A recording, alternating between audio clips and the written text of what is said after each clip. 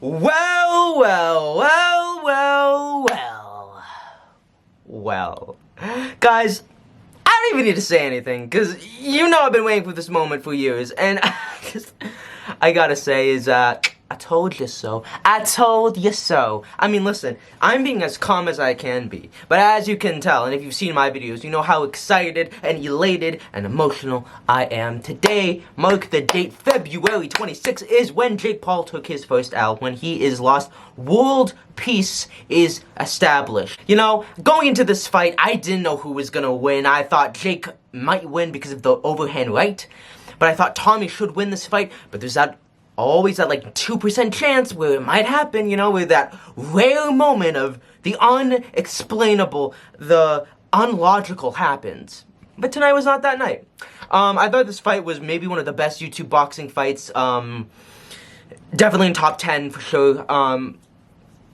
Tommy delivered up to the standard that he needed to. He had the cardio, he had the fitness, which I wasn't surprised by because he went 6 rounds with that other guy in April, and so I knew his cardio wasn't going to be an issue. I was nervous that he might get a little bit scared, but the more and more we saw him in the face-offs, in the press conferences, it really didn't seem like he was fazed by Jake, and in the fight he was smiling, he was, you know, going out and in the ring walk and having fun. Like, Tommy was not fazed at all, and the pressure did not get to him, and he was able to perform at the level that he needed to. When the fight actually started, it pretty much went one way, and that was Tommy Fury outboxing Paul in beautiful fashion. I think that Jake won the 3rd and 5th round, and then Tommy won every other round. So I think it was, what, 6 rounds to 2? 6 for Tommy, 2 to Jake. And I wouldn't give Jake the last round because, yes, he got that, like, little knockdown, but that was it. And the rest of the round, Tommy was dominating him. But it's kind of what we expected. Tommy outboxing Jake is what it came down to. I think that the combinations is really what got Jake. He couldn't handle the combinations. You know, when the combinations came, he didn't have an answer for it. And a lot of the things that I've said about Jake, that he can't take a good jab, that he's got limited head movement, poor footwork, all of that came into light. Because, again, Tommy didn't need to do the super advanced stuff. He just had to do the basic fundamentals, which was jab, and that literally is what won him the fight, you know? Jake cannot deal with a good jab, and this fight proved that. He was very stationary, he was very stiff, very flat-footed, and yes, and Jake said, oh, it's because I was sick, and I sneezed 3 times, you know, the meme. But I think that's just how Jake fights, and he finally got exposed for that. And I said this when he fought Nate 3 years ago, or almost 3 years ago, that this man does not do well under pressure. He goes like this, and I said if Nate was a little bit better, he might have won that fight. And again, I think that his coaches aren't bad per se, but I think that they weren't maybe looking at the right things. And I think a core problem with Jake is when he gets pressured, he gets put on the ropes, he goes like this. And I think that's going to be a bad habit to break. I think it's going to take a while for him to get over that. And you know, I think why he was able to kind of survive with Woodley and Silva is because they would do these one punches. You know, Woodley would go boom, boom, and Silva would do boom, boom, boom, a little bit faster though. Whereas with Tommy, he would do boom, boom, boom, boom, boom, boom, and Jake would just fall apart. He didn't know how to deal with it. He didn't have the skill or the IQ to deal with it. Regardless of how good he felt, how sick he was, whether he twisted his arm or not, he just was never going to because he just did not have the intelligence in the boxing sense to counter those moves. To be fair, Jake landed some heavy shots on Tommy, and he had his moments, you know, but what it comes down to is Tommy won overall, and Jake had moments. But moments aren't gonna win you a fight. I would not advise that Jake do a rematch, and I'll tell you why. Because I analyzed the fight, and what Tommy does is he will, what allowed Jake to land that overhand right, what allowed him to land that stiff jab down straight, was Tommy got a little bit lackadaisical, especially in the 4th and 5th round. He got a little bit tired, the cardio started to wear down on him, he was not as sharp or as focused, he wasn't as turned on, and he needs to be the entire time, and I know he can be. And it's a very simple fix, because what Tommy does is he will go, and throw a jab like this, and his head will be like this. And then boom, he gets hit, countered. Or he'll come forward like this, and he gets overhand righted. But I think that's just like a common thing that Tommy just takes overhand rights. And he took a lot of Jake's overhand rights very well. So that's not, I think, really the core issue. And the overhand rights, and when Tommy would get, clipped by them, is not actually why Jake won the 3rd and 5th round. It's because he would land these shots down straight, or like on the chin. Now, if Tommy went like this when he jabbed, he went like this when he jabbed, he wouldn't get hit with those shots. And I think that he likes the hands-down approach, but when he did that, he did allow his body to get hit, and when he would come forward, sometimes he would not be moving like this, he'd just be moving like this, almost kind of like Woodley. He kind of went like this at one point, and those were moments when he got stationary, and that's when Jake had success.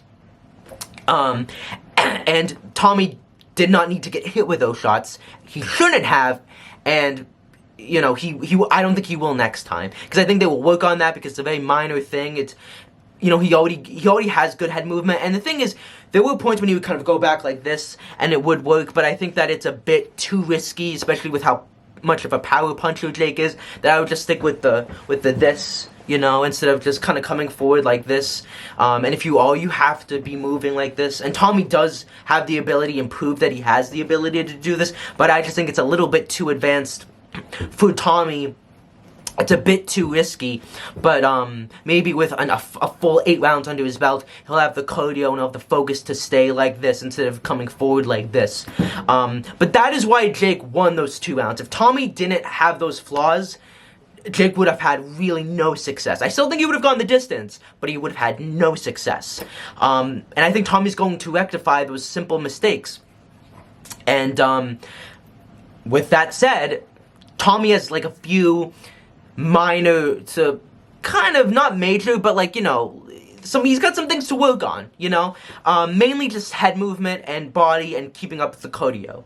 And I think figuring out how to deal with the wild looping shots of Jake, but now that he's fought him, he's gonna have a much better understanding of how to fight Jake. And there were some moments where Jake went like this, and Tommy clipped him right there on the ear, or they clipped him right there, and it was like, yes! It was so satisfying, because Jake, when he does that, leaves his side of his head open, and Tommy capitalized on that, and no one has done that before, and I'm so glad that he did, because that's all I've wanted. And that is the danger of throwing those shots, and Tommy capitalized on that. And I think he could do a lot more stuff like that, and have a lot more moments of success. And I think another thing is, Tommy likes to just go like this, and go like this, and Logan, he kind of fights like Logan. Logan isn't as good as Tommy, but they both kind of fight like, this. They don't kind of go like this or this. And I think if Tommy is able to kind of go down low and bend his knees and bang bang and come down below and come up high, as opposed to just kind of staying up here, he could really do some serious damage to Jake, and he could have won this fight even easier. Tommy didn't do a lot of body shots, and he didn't do a lot of jabs down straight, but I think that Jake was bending down a lot, and Tommy was kind of coming over. I don't think Tommy should do hooks, because whenever he does, he kind of falls into it, and even if he didn't fall into it, Jake just kind of goes like this, and so it's a waste of energy. I think when Tommy was jabbing, taking his time, jab, that's when he had success, and I think he may have gassed himself out by just going for the hooks. Again, the jab is much more effective and is much better for your energy levels than just throwing the hooks. The hooks come later on in the fight, in my opinion. But yeah, I think that Tommy has very minimal things that he has to work on, and when he fights him again, which again, I'm assuming, even if he fights in December or July, whatever, Jake's just not gonna have enough time to get to the level of Tommy. I mean, like with Jake, his fundamentals need to be worked on, his jab needs to be worked on, working on reacting to a jab and combinations, and Tommy's fast, man. He's a fast combination puncher. The head movement, like basic stuff that like takes years to, like, if Jake wanted to fight him in 3 years, I'd be like, okay, maybe Jake would have a much better shot. But right now, Tommy wins by unanimous decision, or a TKO in the 5th, 6th, or 7th, or 8th round if they fight again, either in the summer or the winter. Even if they fight next year at the end of 2024, Tommy still beats Jake. Like, there is no way Jake beats him again. Oh, Jake would beat him. Could Jake beat him? Yes, he has that overhand right power. He's got that shot. He could totally KO Tommy. Like, don't count out Jake. You know, he can still beat a lot of people. He could still beat Fury. But I just think he does not have enough time. He needs years for him to actually seriously can think about beating Tommy. And I just don't think that he has enough. He's not gonna get to that level that Tommy is at in time, and he just has a lot of work on. And I would find there's Mike Perry, there's Nate Diaz, there's Dylan Dennis. Like, I think Jake should fight these other guys and then fight KSI at the end of the year, and then maybe fight Tommy Fury a couple years down the line. And you know what? Jake didn't really lose this fight, and my thing is he went 8 rounds with a pro boxer, landed heavy shots, took heavy shots, was someone that. You know, he was very durable. Jake is a very durable guy. I knew that Tommy was going to knock him out in a round. He doesn't have that kind of power. And Jake had that dog, that heart.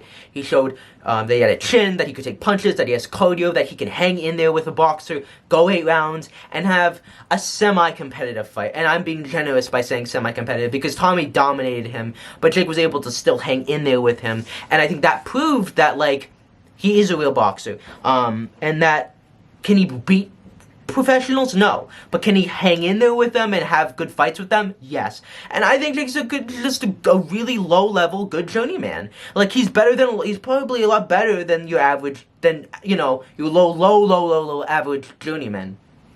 You know, he's not at the level of Jordan Grant. But if he would have fought other boxers, would he lose? Yeah. Like, if he fought Hassim, if he fought Jordan Grant, if he fought, all these up-and-coming boxers that are like Tommy Fury, he would lose to them. But he would do a lot better than people thought. He would give them a tough time. And with that power, he could potentially get someone out of there. And Tommy trained hard for this fight. He wanted it. And someone that didn't train as hard, didn't take Jake as seriously, could have lost. So I really don't think Jake won. Jake lost. I think Jake won this fight. I think if Jake got knocked out, he would have lost. So him going the distance, him getting a knockdown on Tommy Fury, Jake Paul won tonight. Like, he won this fight. He lost, technically, right? But he won. Just like Deji won against Floyd. Like, KSI. So, this goes into the future of YouTube boxing. 2 scenarios. KSI fights Joe, which got confirmed today. He beats him. He then fights Tommy at the end of the year. We get Jake Paul in 2024.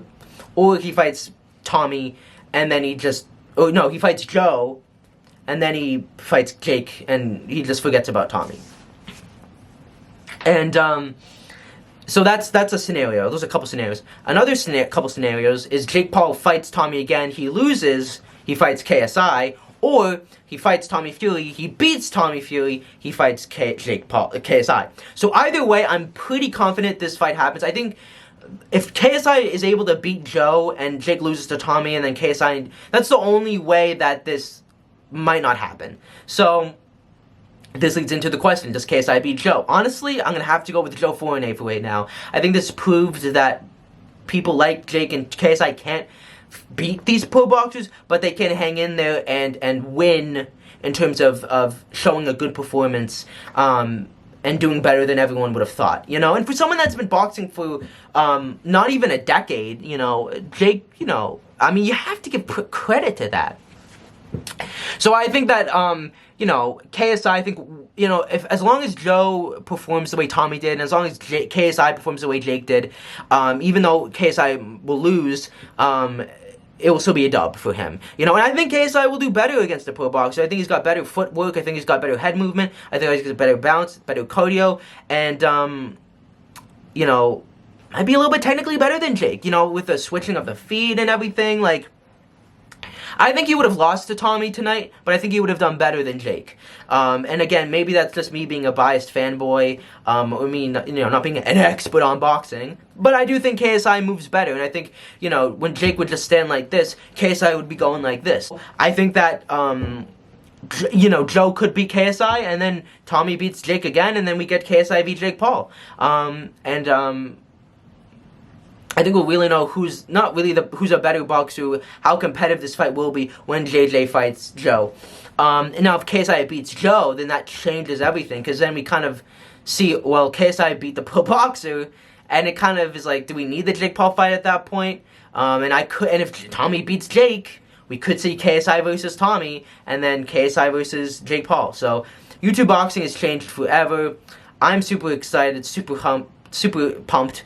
World peace was achieved on this day. Thank you, Tommy Fury. You are the man that beat Jake Paul, and I couldn't be happier. Like, sub, and comment, and I'll see you guys in the next video. Peace.